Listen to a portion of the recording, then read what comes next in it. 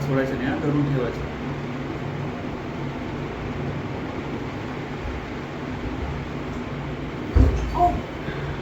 हात सोडायचं नाही ना.